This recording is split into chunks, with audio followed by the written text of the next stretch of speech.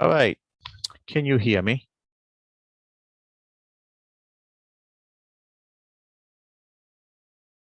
All right. Quickly, if your video is on, just raise your hands or give me a thumbs up on Zoom itself. Array Sam, nen question adagale think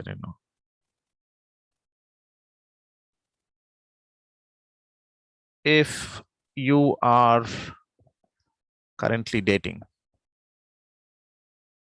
or just put it in the chat box also, just say yes, yes, yes.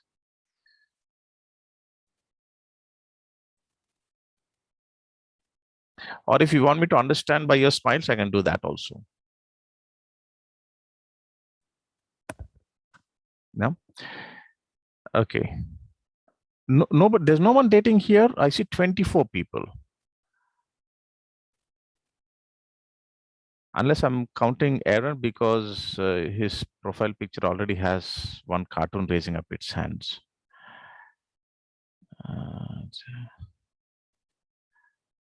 Okay. Okay.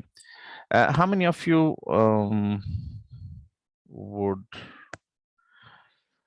would use one of the most used statuses on Facebook? It's complicated.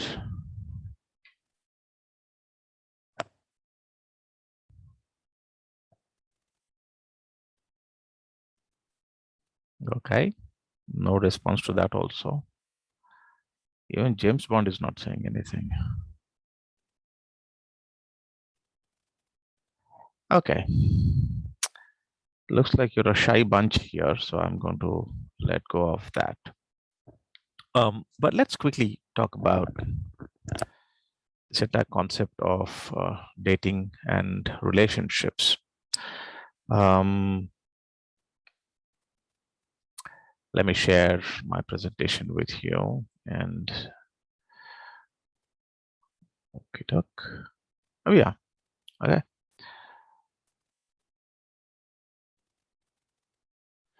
All right, so this is my favorite way of starting anything at all, which is by defining what we're going to talk about. So let's define dating. Could anybody here quickly give us your definition of dating?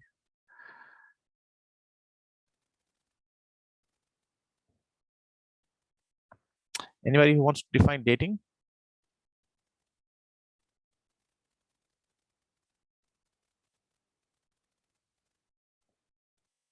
You could speak or you could type.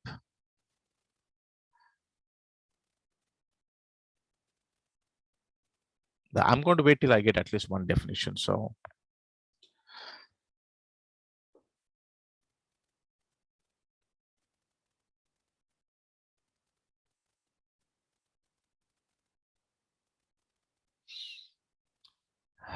knowing each other, Praveen, knowing each other, good, but for what reason?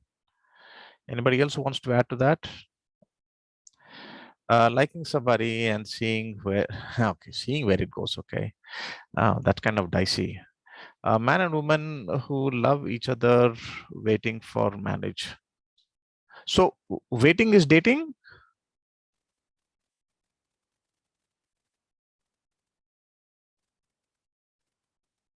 So you just wait. Ricky, is that all?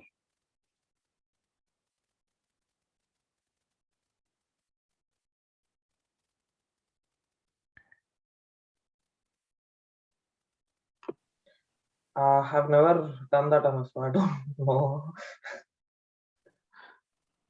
You know a lot for someone who hasn't done it. Unless you're surrounded by friends who take you on dates just so that they feel safer. So that people will not misunderstand only both of them, you know, they take one stepney along with them. Harshvardhan says, two individuals are trying to understand each other before they step into marriage. Okay, let's refine that just a little bit. Okay, Harsha is somewhere there, but let's just refine that just a tad little bit. Okay. Okay, the first two ones are irrelevant to us, establishing or ascertaining a date of an object or event like carbon dating. Reveal as someone being old-fashioned when we say he's dated, matlab, out of fashion. The last one is what we're interested in, which is going out with someone in whom one is romantically or sexually interested. Okay. So it's not just merely waiting, it is trying to get to know that person, to go out, spend time, right? It's not just saying, okay, I think we're in a relationship, I think we'll get married, and then you're just waiting. It's not just that. Like Harsh said, two individuals trying to understand each other. And the point of understanding each other is because you are wanting to see if this relationship can culminate in a marriage. So you go out. Let me just quickly pick a couple of names here, okay? Um, Ale, let's say Rohan and Sam are going out for a movie and then biryani and chai and back. What is the goal there? This entire evening, going out for some chai, movie, biryani and back. What's the goal of the evening?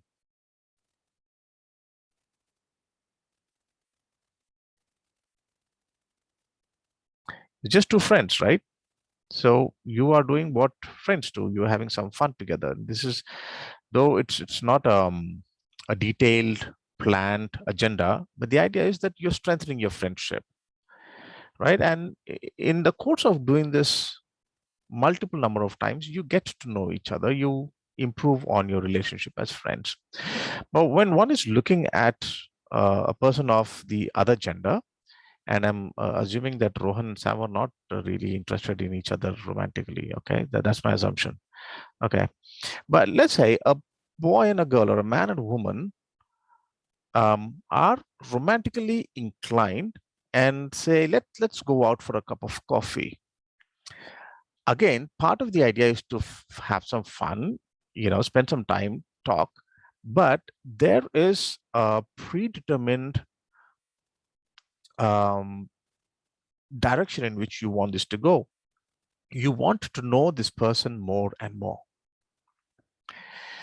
Now, is that something, this entire idea of knowing someone before you get married, is that Christian at all? Is that biblical at all? Just quick yes or no, yes or no. Rachel says yes.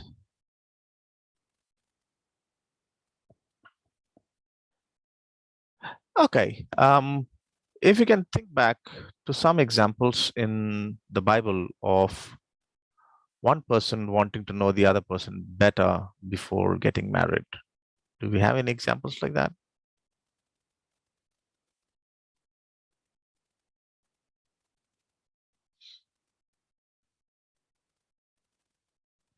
Jacob, what happened with Jacob?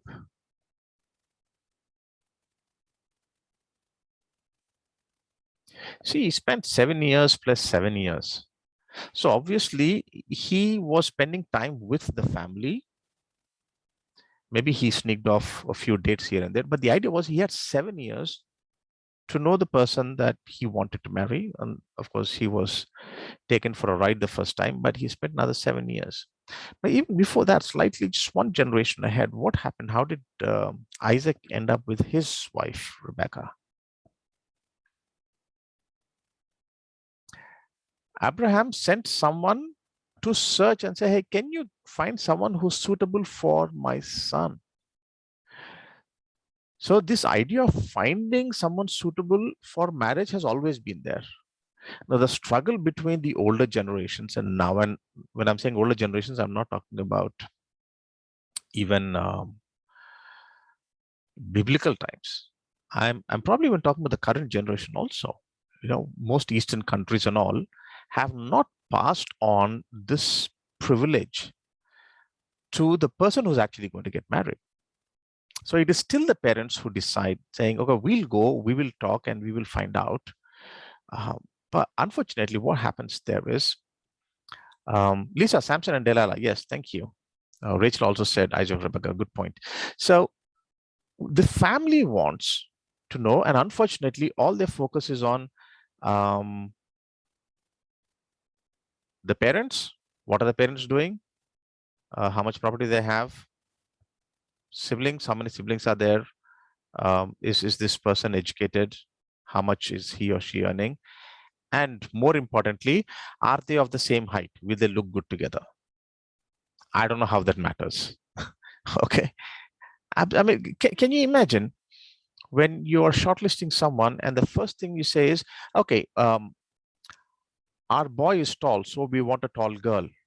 So you wiped out 80% of good girls who can get along with this fellow mentally, emotionally, and everything else just because of height. Uh, and what purpose does it serve? Just so that the audience don't have to see up and down, say hello here and hello here. Why is that a problem for us? It doesn't make a difference. But unfortunately, that's the first thing we start with. Now, the struggle is dating. What we're saying is, if I'm going to get married, I want to decide if this person is good enough for me or not. Okay, some families are open now. They ask, hey, are you seeing someone? Do you have a boyfriend, girlfriend? Bring them home. We'd like to talk to them and know them, and then you can decide. We'd be okay with that. Sometimes you go this horrid experience of pelli chupulu, no?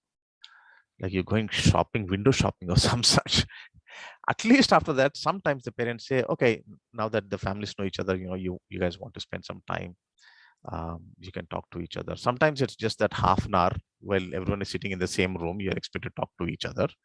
But sometimes they're okay, go out for a coffee a couple of times and let us know how you go. So the idea of dating is when you as an individual are meeting someone of the opposite gender and trying to look out if he or she is going to fit in with your idea of marriage. Now, how many of you have gone to school or going to school or college? How many years on an average do we go to school, college, all put together for education?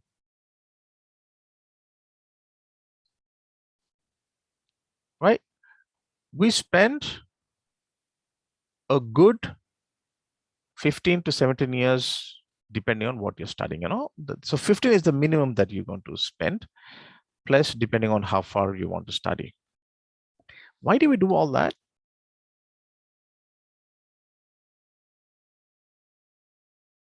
To get a job. To help us get a good job. Yeah. Yeah, to get a job, to earn a living. Now imagine you are training 15 years so that you can get a job which you will hold for 35 years and it'll give you some money.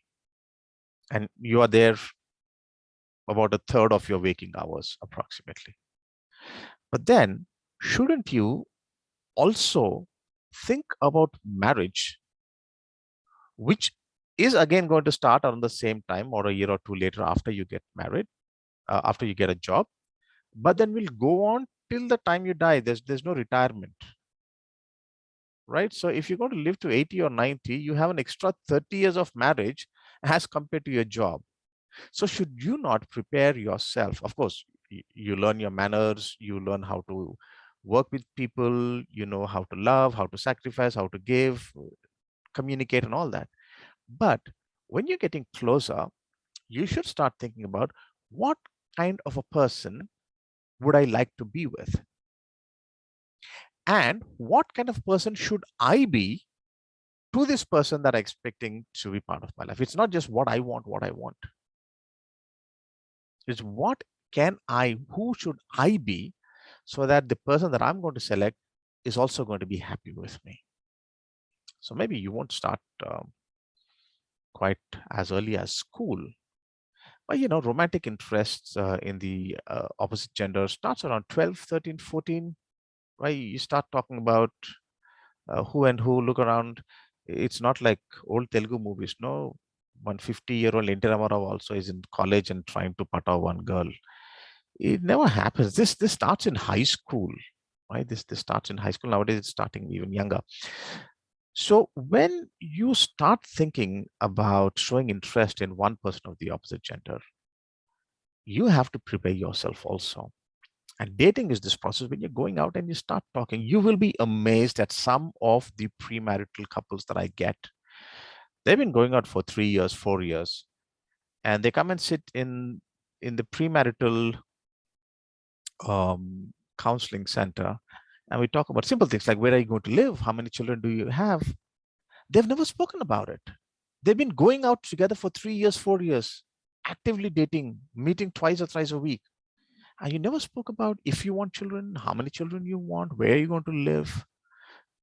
Are you going to live with your parents, my parents? And I've had engagements break up because they never spoke about where they're going to live. And it came up in, unfortunately, came up in the counseling, and then they disagreed. So the engagement broke.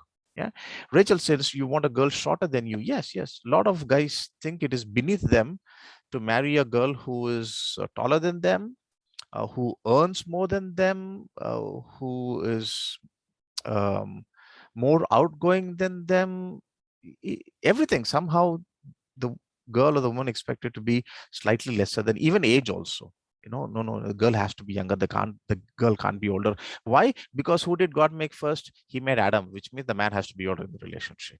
Okay, that's something a parent actually told me when we spoke about his children. So you have to start thinking about who you are going to be in this relationship, which is going to last 40 years or more, which is going to impact almost all your decisions.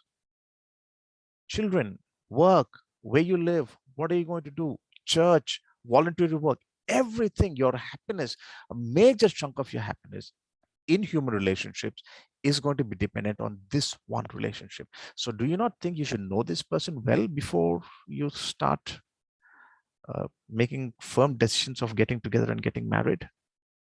So this entire process of dating is for you not to just go out and uh, hang out, watch some movies, have some coffee and come back. It is in the process to know if this person is going to be compatible to you and if you are going to be able to keep that person happy. So dating, long definition, a stage of romantic relationship where two people meet socially with the aim of each assessing the other's suitability as a prospective partner in an intimate relationship. Okay, it's a form of courtship, consists of social activities done by the couple either alone, just by themselves, or with others. So that's the entire idea. So let's quickly look at some points. What do you think of these statements I put up here?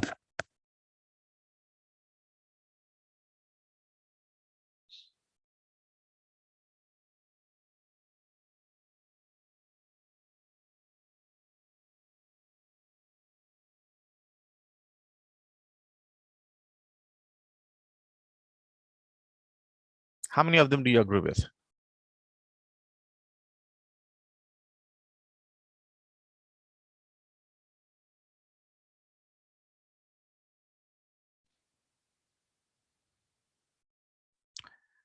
Okay, so I'm going to take Harsha's word for everybody else's. None of them, right?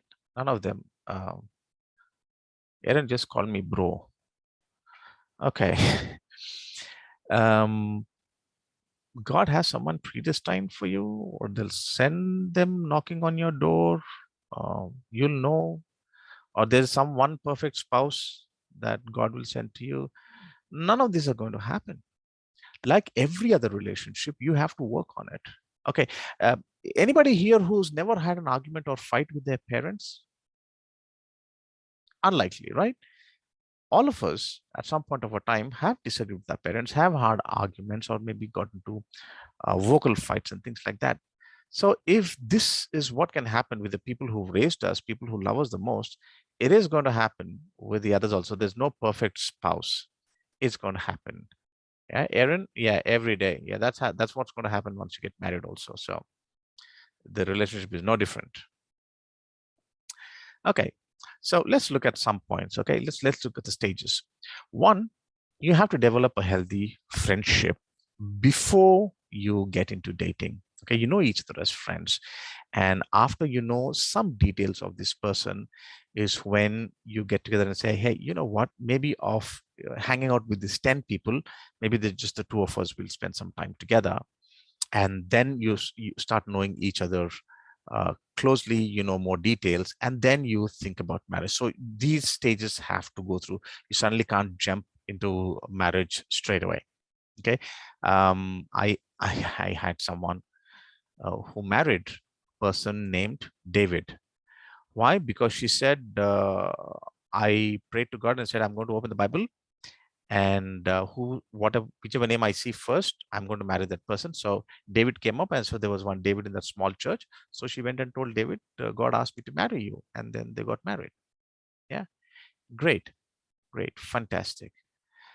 So if we go, I'm just going to scroll here. Okay, if we use that, then Annie is not going to get married, right? Ricky is not going to get married. I won't get married. Um, Rohan won't get married. Harsha, James Bond will definitely not get married, right? So it doesn't work that way. You have to decide on someone. You have to get together. You have to say, hey, look, I am interested in you. So let's see if we can know each other closer. And then if we see that there's a lot of common things that we agree on, then we will talk about these things. We'll talk about what those common things are also. Okay.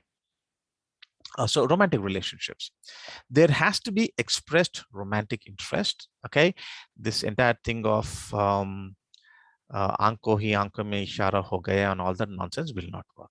You have to go and tell this person, hey, I like you. I'm interested in you. Okay. I like to spend more time with you and know you. You have to open your mouth and speak. There has to be no hidden intent. Okay. The idea is I want to know you. And if everything goes okay, maybe we can get together and I'm looking at marriage. Okay. This is not looking at uh, getting some action on the side. Maybe I can get some sex out of this relationship and dump and walk off. Or maybe I can use this relationship to knock a lot of money, or because this person's family has influence. None of those hidden interests. You have to have expressed romantic interest if you're going out on dates. Okay. Now, next one, meet socially. It's very, very important. The reason why this is important is how many of you have ever heard of this phrase, on the mosh? Do you know what that means?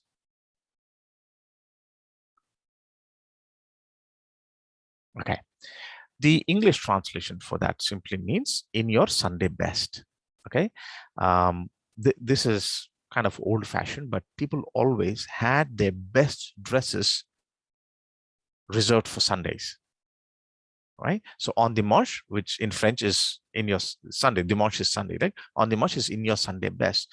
So what happens is, if I am dating someone, just like if I want a job, then I go dressed in my best. I put up my best behavior. I'm on my best manners. I stand up, I say good evening, and I say all the nice things. My language is so nice and perfect and all that. So if you're meeting a person one-to-one, just the both of you, then the person is going to present his or her best side, which means you'll know only bits and pieces, only the nice pieces that he or she wants you to see. You don't know the reality of it. So meet this person socially, so you know how this person interacts with others also, not just with you, how he behaves in groups. Take your friends' feedback. Say, hey, I kind of like this person and we are going out, we've been on a couple of dates, but you've seen, at church or the college group or wherever you meet, how do you find this person? What are your observations? Because what happens is, when we have a vested interest, we ignore a lot of red flags because we want what we want. We want to be with this person. And so we ignore what might be red flags and say, no, that happened only once. No, but there's a reason for this. And we justify. If you truly want to know the person, ask your friends, hey, how do you feel? And if they point out some things, go back and check if there is truth to it. Don't shut them down. Don't get angry with them or say, oh, you are just jealous of me. You don't want me with that person and all that. Take their feedback. If they are friends, they'll give you a true feedback, and that'll help you in the long run. Okay, let's talk about assessing suitability. Number one, if you are a believing, practicing Christian, then you have to make sure you have a person of the same faith. Now, again, when I say same faith, that person has to be Christian, has to be Protestant, has to be CSI, has to be Ramkot, has to be from morning service, not even from the evening service. Okay. No, the idea is not just being a Christian, not just even being from your same church.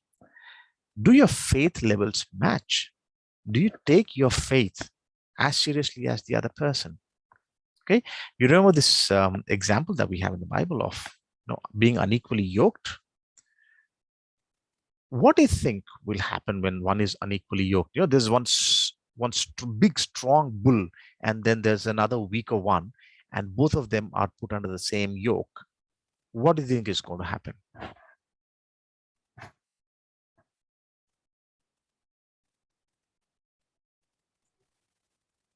The cart won't move smoothly.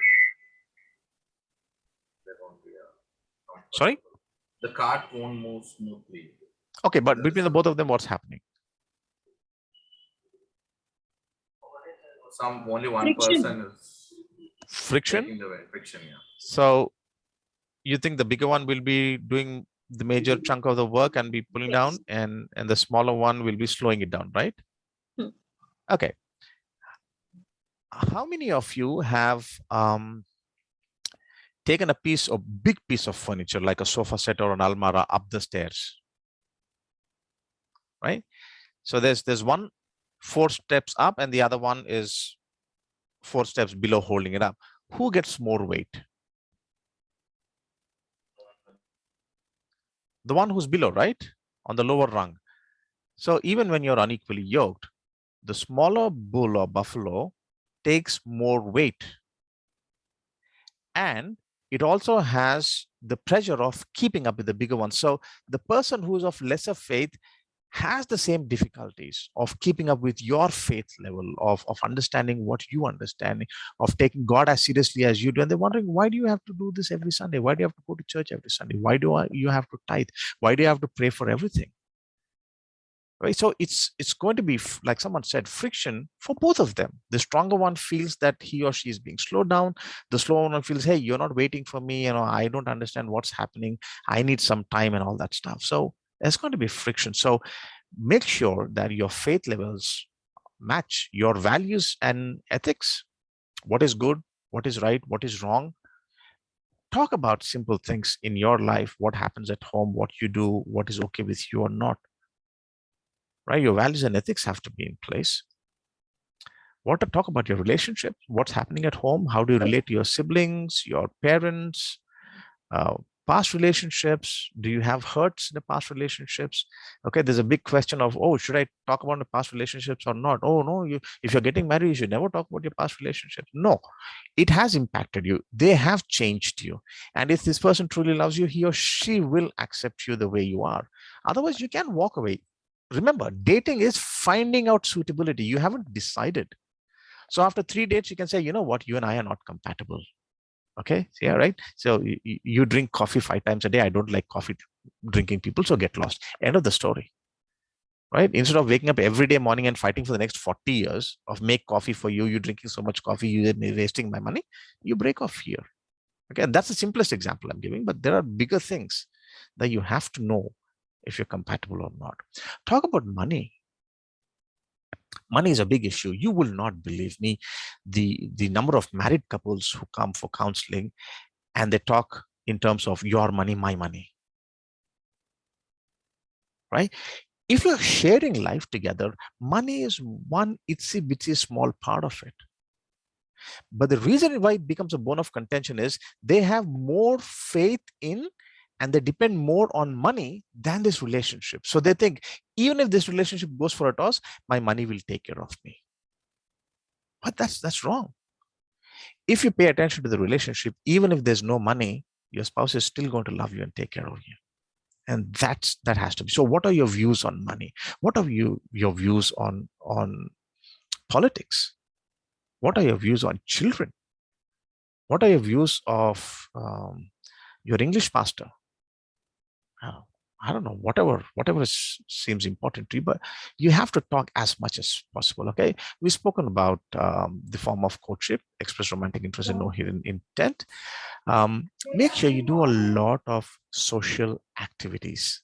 Okay, especially we have more avenues as Christians because we meet at churches, our families meet in church, we go to the youth meetings, choirs, YFC, wherever you go. When you work together in a team, You will notice how this person treats another person. Are they nice? Are they cultured? Are they mannered? Do they take charge? Do they push people around? Do they talk insultingly? um, are they cooperative? So you understand in the social settings how this person plays out, because tomorrow it's not just the two of you. You have to deal with your set of parents and family and his or her set of parents and family. So how do you get along? Right? Quite important. Look out for teamwork. It will also help you understand the thought process of this individual. How do you feel if you go out for dinner and the person that you're going out on a date with starts picking a fight with the waiter, shouting and threatening? Is that the kind of person you want to live with for the rest of your life?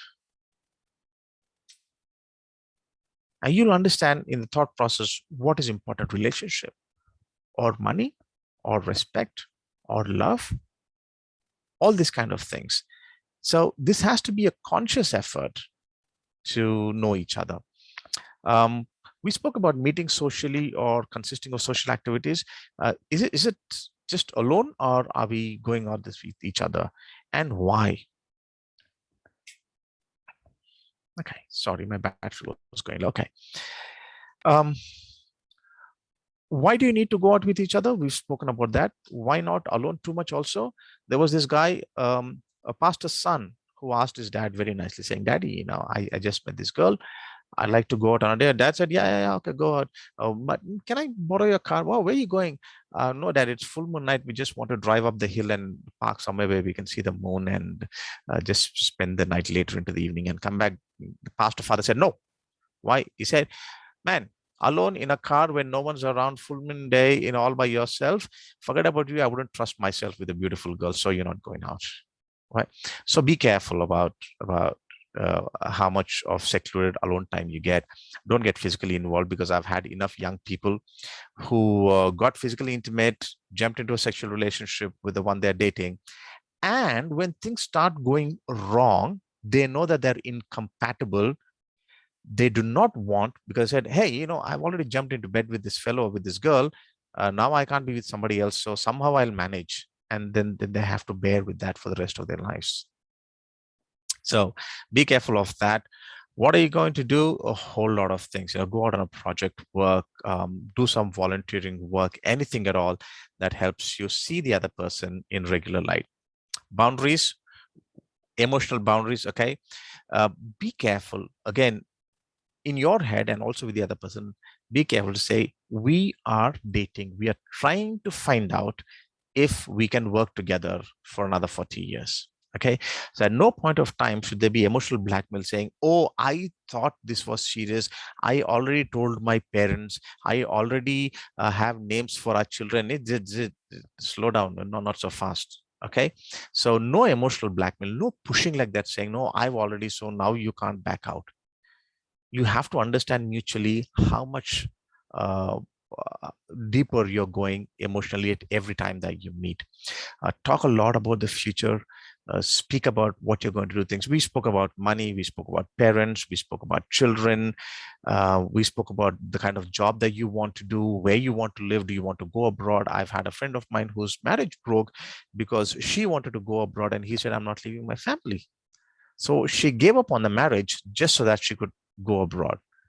All right. So you have to be careful what you want in life. There are some things that you just can't have the relationship, and that also speak about what your expectations are. Okay. Most problems in relationships come from expectations, specifically unspoken expectations. Oh, but this is what generally happens. This is what my father did. This is what my big brother, that's them. That's not me. That's not you. Okay. So unspoken expectations will eventually start putting pressure on the relationship. Be careful of the promises that you're going to make. Okay. Remember, of the three things that we say, which is never make a promise when you're happy, never make a decision when you're sad, and never reply when you're angry. This is one of those dangerous ones, because when you're so happy, when you feel so loved and in love and romantic and all, you promise the sun and the moon and the stars and all that stuff. Okay. What if the girl says, "Acha, get me one star tomorrow"? What will you do? You'll sing, no? Chand tare todula. You, you can't even pluck one mango from the tree. Right? So don't make promises that you're unsure of keeping. Don't make promises that you know you're making just to impress the other person. Okay. And be careful when you hear those promises coming from the other person also. Okay. So that's that. Quickly wrapping up, I do believe dating is a great exercise, because you will come to know who the other person is. You will be making a well-informed decision. And even after you decide on someone, let's say you've seen someone for 2-3 years and you decide to get married, you get the families together, they agree and all that. So go for premarital counseling, spend some time, so that you will be forced to talk about some things that you're uncomfortable about, or some things you never thought were important, but you'll have someone helping you speak about this. Okay, we got some time for Q&A. Who has some questions?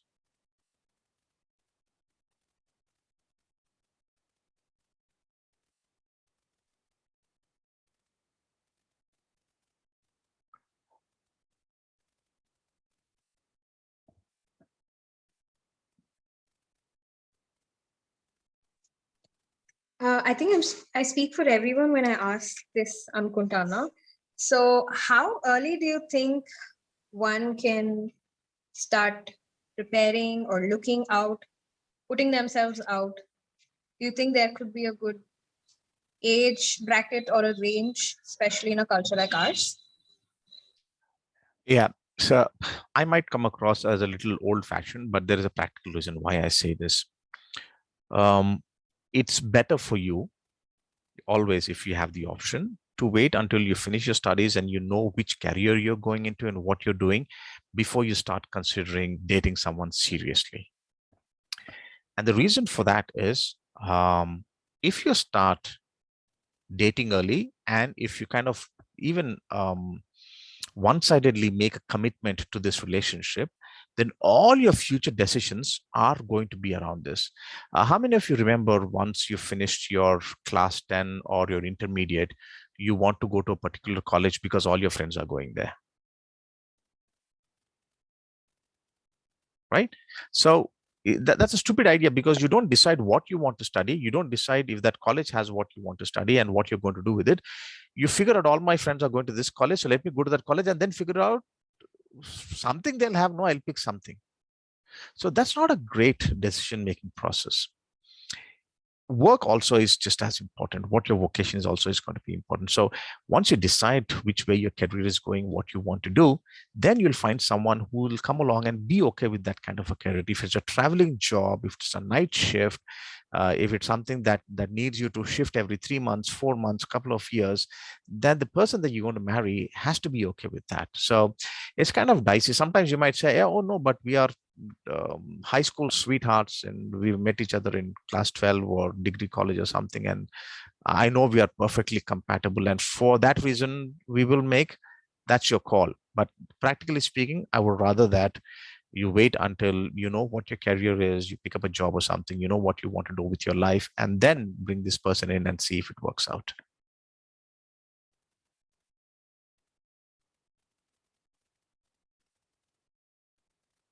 Rachel, does it answer your question pretty much? Yes, absolutely, Anna. But it actually pushes me to another extreme. What about how, what, I mean, I do see a lot of people, or maybe I am that one too, about thinking I still have time. There's still a lot of time and things like that. How good or bad is that attitude? Oh, you're saying how much later you want to do this? Or anybody, not me, but yeah, anybody. Oh, whenever you're ready for marriage. Okay, if someone here doesn't want to get married, that's just fine. If there's someone here who says, I'm not sure about marriage at all, and I'll only know when I meet someone, and you meet that someone into your late 20s, early 30s, 40s, that's up to you. But you also have to know that with each passing year, you're losing that amount of time that you could have spent in a relationship. And then if you want to have kids, then that's going to put pressure, because then you won't have enough time to get to know each other, and you have to rush into kids and all that stuff. So if you're fine with it, just go ahead and plan that way. Okay, so I'll give you a practical reason. I know of someone. This person wanted to be a pilot, and he figured that if he's sent off on training some part of the country, and if his girlfriend's family starts looking for matches and wants to get married, he won't be able to come back. So he gave up on his dream of being a pilot. Okay. And 2 years later, the girl gave up on him. Gayi bhais pani mein. Okay. Yeah. Yeah. Got you. Right. Okay. Questions? Sam, please take a call on when you want to close question hour. Maybe we can take another 10 minutes. Or if you're not getting any.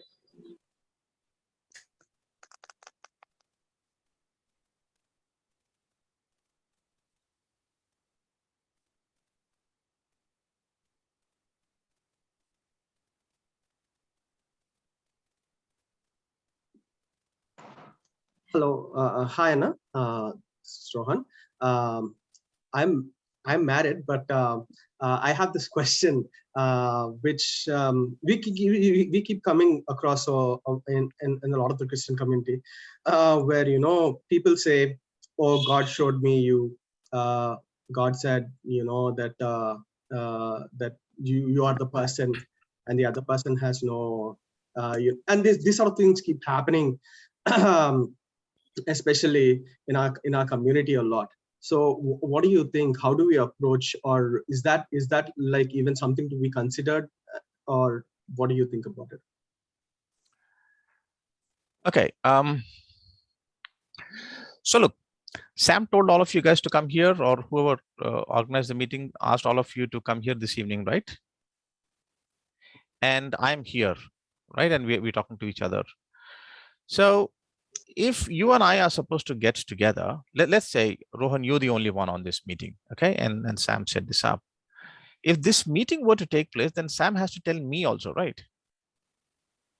He can't just tell you and say, you go and tell Santhosh that I asked for the meeting, and then you set up a meeting, you do whatever you want. I'll say, boss, Sam never told me, get lost. So these people who claim that God told them or shown them someone should be questioned back, saying, well, God did not tell me. All right, so you go home and pray that God tells me. I'll also go home and pray. If God tells me, great. If it doesn't, then something's wrong here. Either you're wrong or God is wrong, and we know the answer to that.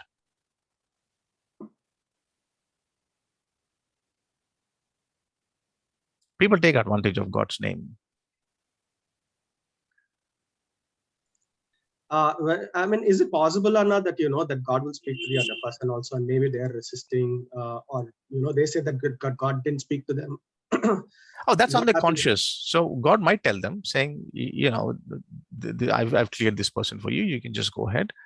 But if they have their priorities wrong, let's say God says to one guy, saying this girl, and this girl says, okay, God, this person has proposed to me, but I'm going to throw the fleece. If he's the one, then give me a sign, or give me some peace in my heart, or let something happen. Like somebody I know said, oh, if she's the girl, then she should come wearing red dress next Sunday. So she came wearing red. I said, what the heck are you going to do if you're stuck with someone like me and say, oh, if Santhosh is the one, then he should come in a white. I bloody wear a white shirt every day. So you can throw the fleece more than a couple of times and ask God. But if that person says, God also spoke to me, but I don't like him because he's too short. I want someone who's 6 foot, and this guy is only 5'10". So I don't want. So I'm going to ignore God. They might do that. They might do that. But see, in the end, even if it's God's will, a forced relationship is always going to be difficult to deal with. So there's no point in doing that.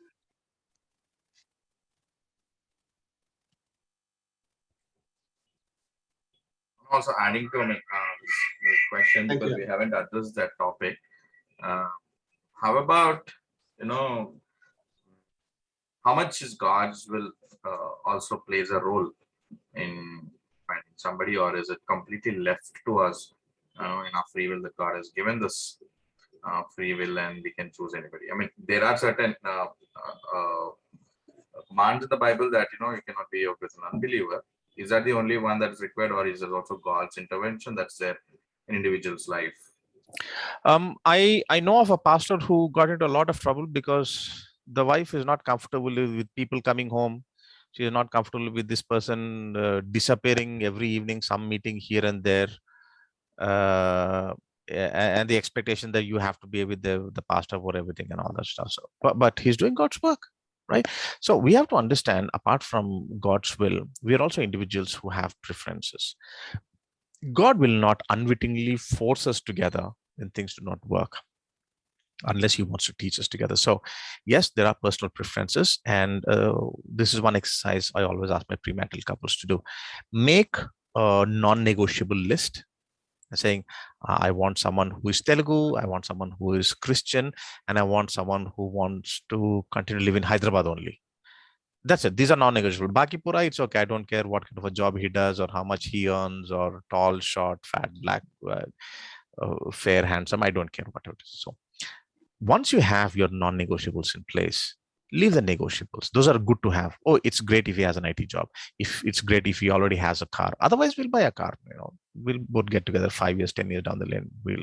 Because being with that person and being happy is more important than everything else that comes through. So, like everything else, Sam, do you ask God what you should eat every day? Do you ask God, should I eat bendakai today, vankai today? Oh, you don't. You have some common sense. You have some taste. You have some emotional feeling with bendakai everywhere. Like we Christians have emotional bonding with mutton and chicken on Sundays. All right. So if you don't eat non-veg on Sundays, we start going cranky in the head. Those are just preferences that we have, right? But picking a job, who we going to marry, children, and which church we go to, these are important. So we do ask God, saying, is this what you want me to do? This is quite important. So I'm hoping God has given each of us that amount of sense to know what are some of the things that we can take a decision on our own, and what are some of the things which are definitely going to impact our lives. And we go to him and ask, I want you to help me with this. What do you want me to do? Okay, and don't be surprised. I have a client who prays before going out, saying, God, which sanitizer should I buy? Okay, so that's important for him. That's what he says, and I respect that.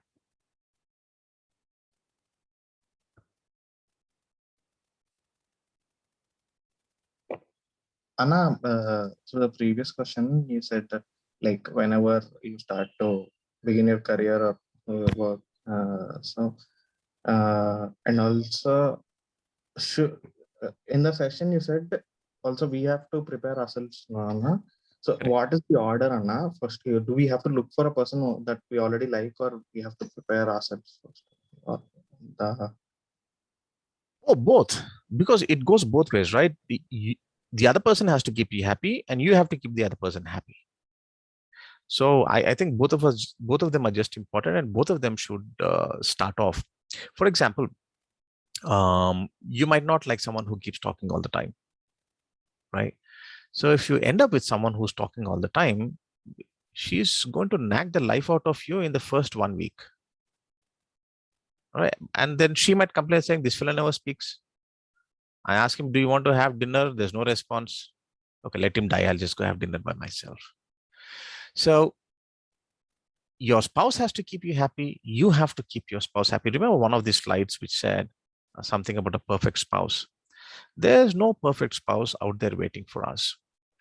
And we should not go with this idea that, okay, I have this list, and someone who perfectly fits this is going to be a perfect spouse for me, and everything else will be according to how I like it. Okay, great. So if you find a perfect spouse who fits your bill, the entire list that you've put, what are you going to do when you go to this person and say, hey, you are the perfect spouse for me, and I have shortlisted you and I want to marry you? Then that person brings out their list saying, acha boss, now let's see if you fit my list or not. Oh, sorry, you don't fit the bill. Tata, bye bye. Right? So we can't expect for a perfect spouse. The only thing we can do is we can try and be that perfect spouse. What can I do to make my spouse happy? What can I do to keep this person happy? And when both in a marriage, both individuals in the marriage put the other person as priority, then you know this is a healthy relationship that's going to do very well.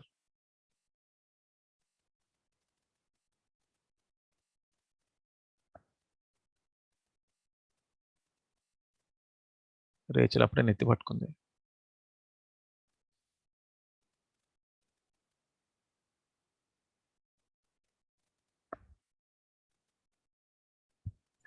Okay, any more questions? If you have any questions, we'll take one last question. If not, then I can close with the last one. We'll wait for a few more seconds. Otherwise, Anna, you can close.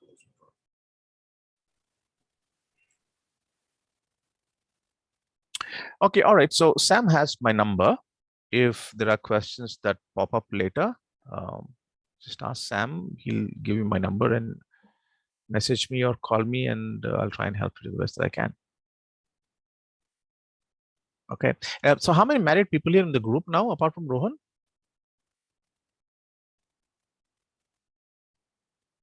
All right. So since you have married people around you, keep talking to these people. You know, don't talk to people who are much older to you right now. But those who are freshly married, you know, but anything between 1 and 3 and 4 years, then they'll be able to shed light on how they ended up being married and how it was helpful or not. But if you have older people who are open to talking about it, have a word with them. People who have been married for much longer. I've been married for 26 years now. So talk to somebody who's been married longer. They'll tell you what the challenges of marriage have been. Okay.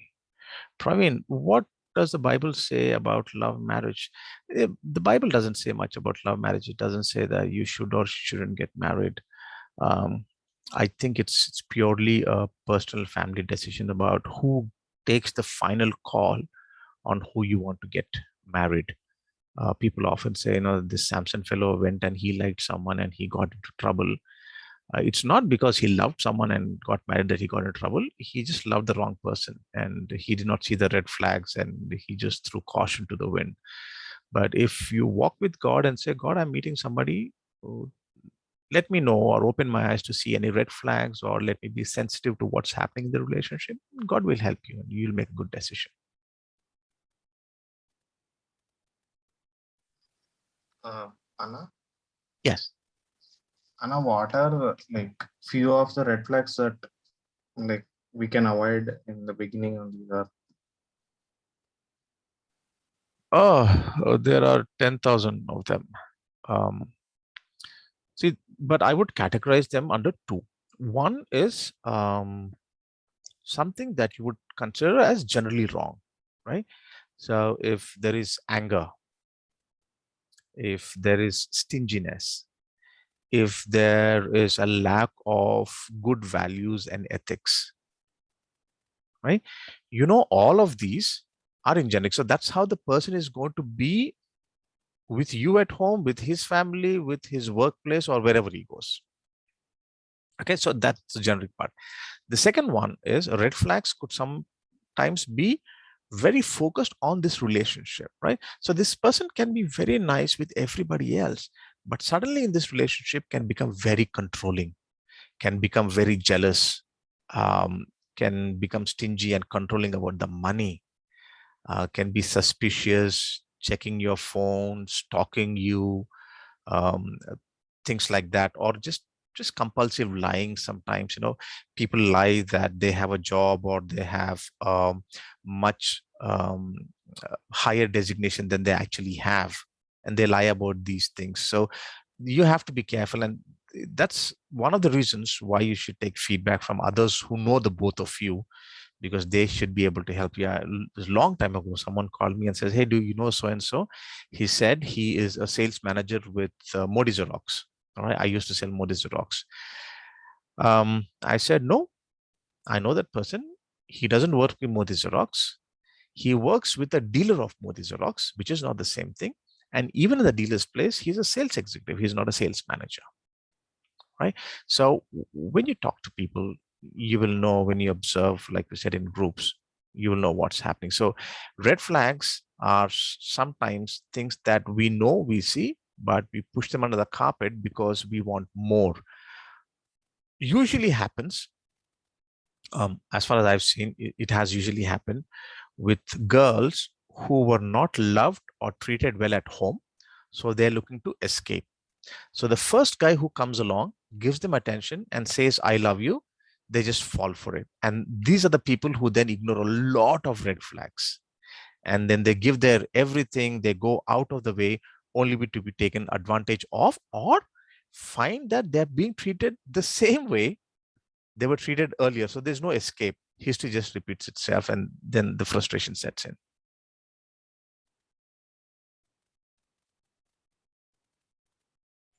We got another question. Yes. One of our friends asked, how important is emotional dependency on each other, and to what extent can be dependent on the other while they were dating? See, we are all emotionally dependent on each other, right? Even in a same gender relationship with your friends, if your friend lets you down, you get upset, right? You get angry because you have some expectations from your friend, your boyfriend, your girlfriend, same gender also. One of the major areas in which you tend to make quick inroads and run faster is the emotional bonding. You think, "Oh, this person is my life. I love him so much, and I can't." And then this and that, and you fully go all out and open up your emotions, and you think that this person is your emotional support for all practical purposes, right? But too much of emotional dependence would only mean that you are unsure about yourself, right? So for every small thing, if you keep running to your boyfriend, girlfriend crying, for every small thing, if you get angry and start complaining, it only points out to the fact that you are not strong emotionally as a person. Okay. Now, while it's good to have someone that you can lean on for emotional support, if you are yourself not emotionally strong, you're going to be a burden for this other person, and you will wear them out. Number two, if that person is crooked, then they can take advantage of you being emotionally unstable and take you for a ride.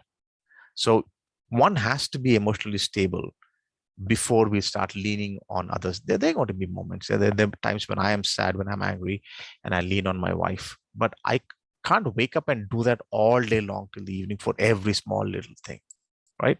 Even your mom is going to slap you if you keep running to her for everything. She'll say, "You've grown up, you're bloody 23 years, go take care of yourself." Chris says, yep. But Chris, I don't know what you're agreeing with me on.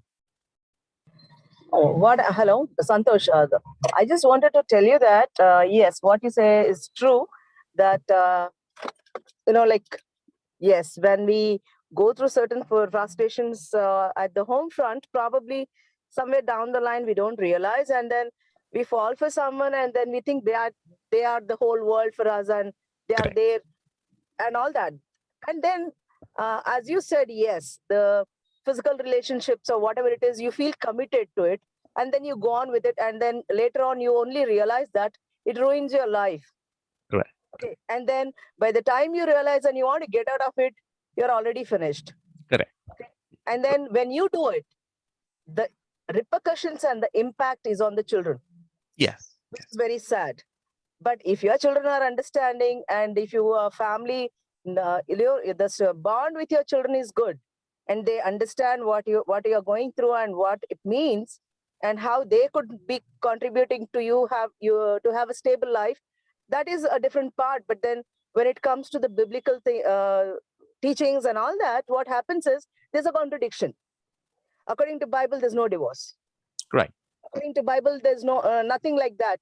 You are made as one, so you can't get separated and all that. But then living in this world, going through the mental, emotional, and the social factors, I'm not talking about financial aspects at all, but that could be a cause to it. But then what you go through, that nobody understands. And when you go through these kinds of things, it's a stigma. Yes. Yes. Which the children will have to face it all their life because of the parents. Yeah. Yeah. Correct. Maybe one of them would have been foolish not to realize. And sometimes in my case, I would rather say that probably I was too naive, and I said, okay, fine, all of us make mistakes, so let it go. And then you accept, you say that, okay, fine, you take the poor me kind of a thing and say, okay, maybe I'm the whole reason behind it. Probably Right. I was nagging, probably this, probably that, and that. Probably, without any consulting any professional help, not taking any professional help and all that, what happens is all the time you're drummed into the head. Correct. Your husband Correct. is your everything, okay? Correct. Correct. And then whatever good or bad, you need to stick to it because it'll impact the children. The children need their father. So that kind of teachings, what the parents give us, even in spite of being married, actually ruins your mental well-being. Yeah. And I then, agree with. yes. Yeah. Go on. Yeah. So that is what I wanted to just convey to it, because yes, this is a youth meeting, and then they're all very young children who are just growing, and they need to understand the importance of good relationship. Always we are in a haste, we are in a hurry, and then you end up with wrong relationships, and then you ruin your life, you spoil your life. So before you commit yourself to someone, yes, you have to evaluate, and you have to see, of course, when we all pray, we all ask for God's interventions and all that, but then try to be very practically approachable. Yes, as you said during the course of time, that yes, can I be living with this person for the rest of my life, is what you need to look at. Yes. Not putting up with every small demands and things. And in fact, the families also, they do include, the families will also have to be accepting each other. Otherwise, it becomes very difficult in a scenario like Indian traditions and customs. Probably the West don't have that much of an attachment emotionally towards their families, but we do have. So that is also an important aspect where we all will have to pay attention to. That is all I wanted to say. Correct. Thank you, Santhosh. Correct. Right. Thank you. Thank you so much. Anna, I have a question, Anna. Ricky. Yes. Okay. So, parents' involvement in your dating life, let's say, in the order that you shared, your friend, then date, and then marriage. So, if someone's dating one of their very best friends, and parents enta involved ayi undali, and where do you draw those lines, boundaries? That's kind of very difficult, and I'm very thankful that most of the parents are not here. Otherwise, they'll beat me up. Yeah. See, one of my friend's daughter, as soon as she turned 14, she came home one day and she said, "Mom, I am dating this boy." Okay, and this mom was one misplaced American. Okay, so her thought, her culture, and everything is like an American in India, right? But for all her openness, the minute the girl said, "I'm dating someone" at 14 years old, this one blew her lid. But deep down inside, she's still Indian. No, Indian mother only. She can't take it. Right? She came running to me. My daughter said this. I said, whoa, whoa, whoa, take it easy. Yeah. I told her, dating is not a big deal. So the more you react, the more the girl is going to go away from you and keep things from you. So just let her know. Ask her, what do you mean by dating? Oh, I have special interest in this one friend. All right. But like the rest of your friends, this friend also is going to come home and spend time, so we know what's happening. Let's just keep it at that. But for you, all of those who are here looking at dating with the idea of getting married in the next 1 to 5 years, the minute you start getting serious about someone and you kind of know that I think we are going to settle in, is when you bring them home, get them to meet your parents, right? Again, this could go either ways. It could go right or wrong, but our parents,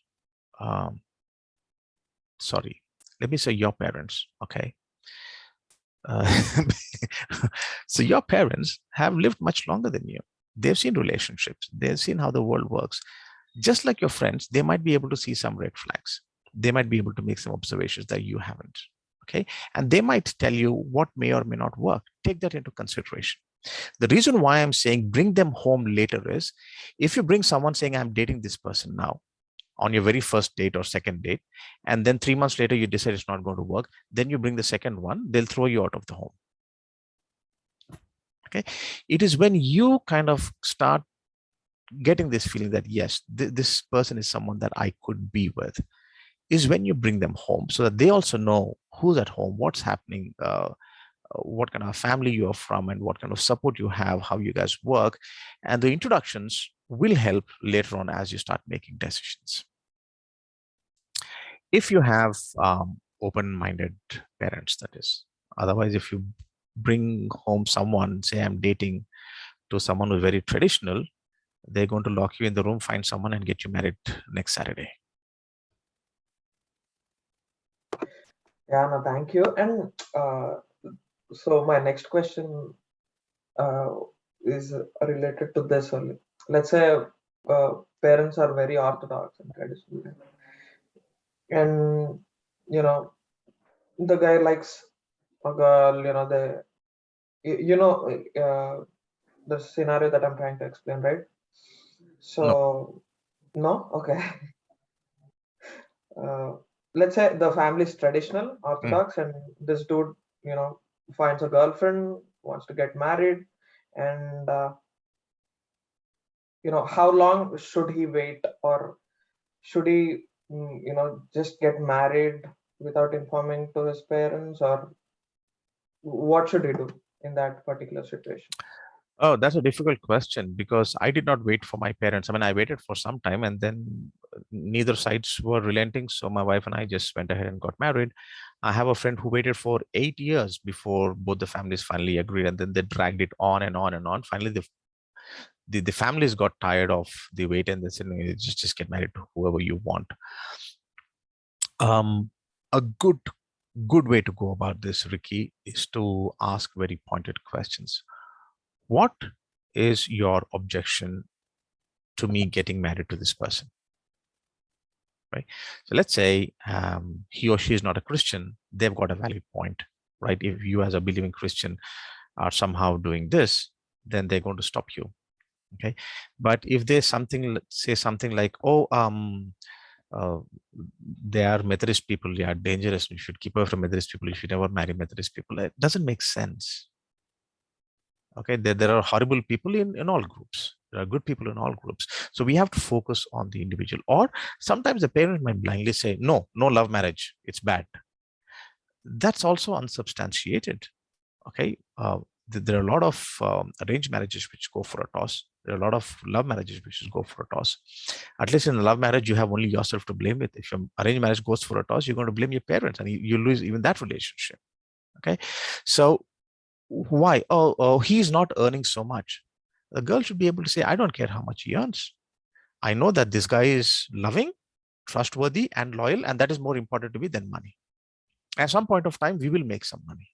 Okay, everyone starts very small. Everyone starts slow. We will end up making money, because you can teach this person how to make money, but teaching honesty to a dishonest person is an uphill task. All right, so ask, what is your objection? sometimes you might get this response. Oho, nu mamlane adgata peddona ipanara nu. Your response should be yes. Yes, you sent me to study, you sent me to get educated, you taught me all these years so that I can become my own person. Now, when I'm becoming my own person, don't put these questions. And this is my life. All right. After you're dead and gone, they won't like you saying that also. But after you're dead and gone, I'm going to be stuck with my spouse. So I need someone who loves me. I need someone that I'm comfortable with, not that someone you're comfortable with, priority wise. Okay. So, yeah. Yeah, that makes a lot of sense. Thank you. Okay. We are out of time. So you have any further questions that pop up in your head later? Get the number from Sam and just message me. I'll try and help you.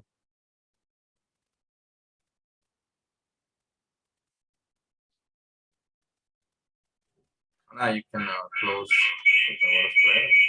Okay, let's pray.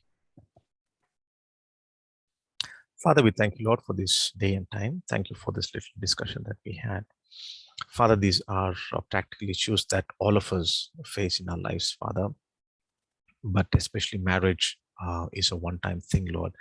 And help us to be very, very careful about our decision making. Help us, Lord, to take our time. Help us to know our strengths and weaknesses. Help us, Lord, to be open to the other person's strengths and weaknesses. Know what we can put up with, what we cannot. Help us, Lord, to focus on what we bring to the relationship, not just on what we're getting out of the relationship. Help us, Father, to make this decision because a lot depends on it, Father, and even our faith life sometimes, our future children's lives, our career, everything will be impacted by this relationship that we will eventually make our number one relationship, Father. But above this, Lord, is our relationship with you. And we know that if we are dependent on you, that we bring our issues, we bring this person that we might be interested to your feet, Father, that you will guide us in making the right decision, Father, because we want your will to be done on our lives, Father. Yes, we will make these decisions when we are absolutely ready and we feel the time is right for us to get into marriage. But we pray, Lord, that your wisdom will be with us. Help us not to rush into relationships, Father. Help us not to be too demanding. Help us also not to be blinded by emotions that we ignore red flags.